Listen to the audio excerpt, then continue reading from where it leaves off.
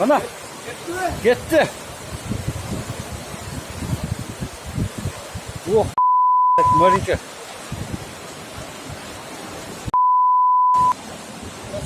Sira ekan ha? Sinira ekan deyim.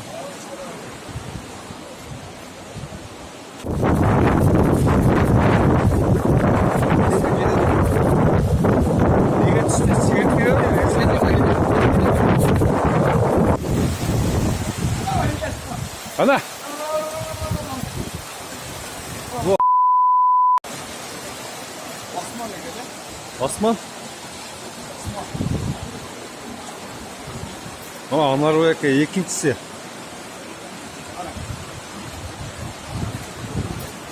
Osman Tungur'dan bulutken daha ağır var. Budan gitti ola da.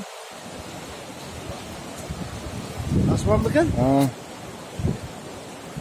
Normal yekada.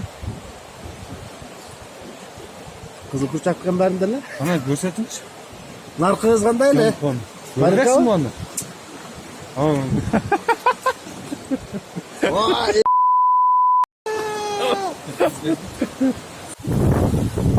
Gördüm deskan. Vay, dikene. Testaysana suga. Gel.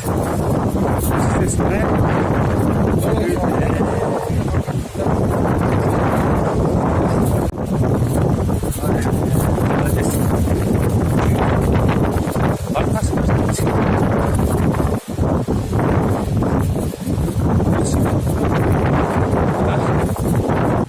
Ben dükkanımda Halil'de kadar çıkarıyorum.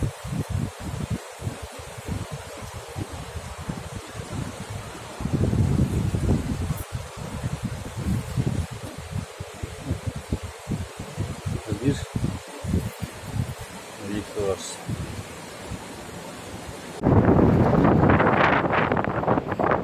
Alay konu marika.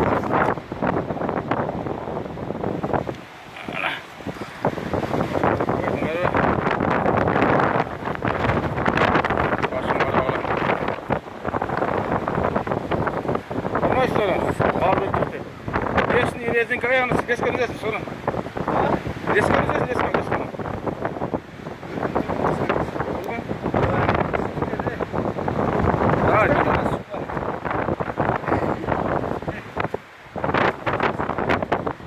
Zorga çıkardım. Hani o ne kalkıp çıktı.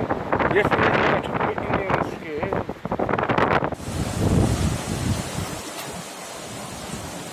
Marika qattiqroq tortdi o.